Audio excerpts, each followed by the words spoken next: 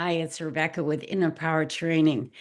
Today, I want to talk about something that I think is a really important topic to be discussing in these times we're living in, this time of the Great Awakening. Our minds are not in our brains. The first time I discovered this was when I experienced, first of all, a spontaneous healing. My crown chakra opened up. I expanded my consciousness out of my limited mortal body, trapped there with terrible fear. And I opened my consciousness to the infinite intelligence that we're all part of. And I was freed from fear, from misery, from the worst, horrible, dark night of the soul I could ever imagine for myself. And that's what I set myself up to do in this life, go through something that would really test me. I had to figure out how spontaneous healing works. And I did. But at the same time, I found out that our mind is not in our brain. Our brain is an instrument that we use, just like our body is a tool, an instrument. Some people call it like driving a car, or a doll that we have to take care of. We feed it, we bathe it, we move around with it, we use it in the three-dimensional world, but it's really not our eternal self. Our eternal self, which is what our divine consciousness is connected to, is eternal. It has always been. It was never born. It will never die. It is eternal. Now, who figured this out besides me? And I wouldn't have really been able to hone in on it as well as I have unless I'd dug into some of the teachings that are out there. Mary Baker Eddy discovered it. She wrote a book in 1875. It came out called Science and Health with Key to the Scriptures. And I discovered that she wrote about in that book and actually said very clearly, the mind is not in the brain. And then we go on, and there have been other mystics that have come along, and there were many before her. Jesus was the master teacher. He was trying to tell people the kingdom of heaven is within. That means it's not physical, it's consciousness, it's your perception.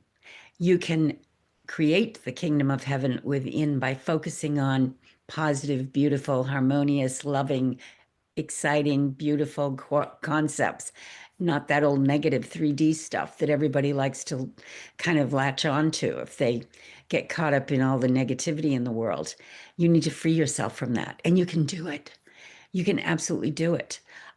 They call it neuroplasticity now, where they're teaching at Harvard, MIT, medical schools, maybe they study consciousness and they work with people with electroencephalographs and study their brain waves to see different types of frequencies that we're emitting. And when you go into that alpha theta level of consciousness, which is a subjective state, you have to shift your consciousness if you really want to be a master metaphysician. And when you're living at that Christ level of consciousness all the time, where you're at peace, you're just there, just like it's your existence. You've overcome all these blocks and negative attachments that we can have in this three-dimensional world. It takes work, takes a lot of practice. You keep letting go, letting go, letting go.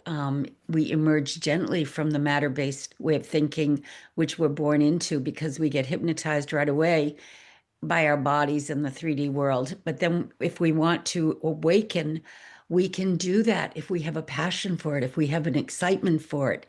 You will find the answers. When you're ready, the teacher appears. You just have to have a strong desire to free yourself from the three-dimensional world. And then you learn that there are other dimensions. For instance, everything in the three-dimensional world, this stuff that looks like solid matter, including your body, your furniture, your car, the planet, it started as an idea. Somebody had to create it in their imagination before it became manifest in the three-dimensional world. So if you want to be a master manifester, you have to learn how to go within to create in your imagination, in the fourth dimension, what you desire, not what you don't desire. That's why journaling every day in the positive tense, what you desire in your life, is so powerful. It creates grooves in your brain, new neural pathways that can program you to always be seeing the positive in your life. If you're the kind of person who's always looking at the negative, you need to do this. You need to reprogram so that when things happen, instead of going for, it's a problem, I'll never get a solution, I'm a victim, you can go, oh, let's look at it this way, and or let's neutralize it, and I'll get a solution.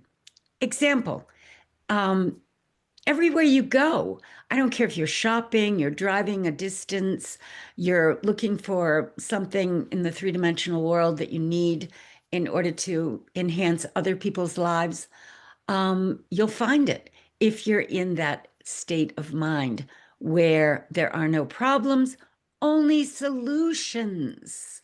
I'm going to dig more deeply into this topic because that's what I'm all about. I'm a manifesting junkie.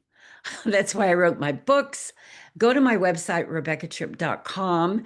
And if you get my course for $97, the Mega Manifestation Method, I'll give you a session and we can get you unblocked.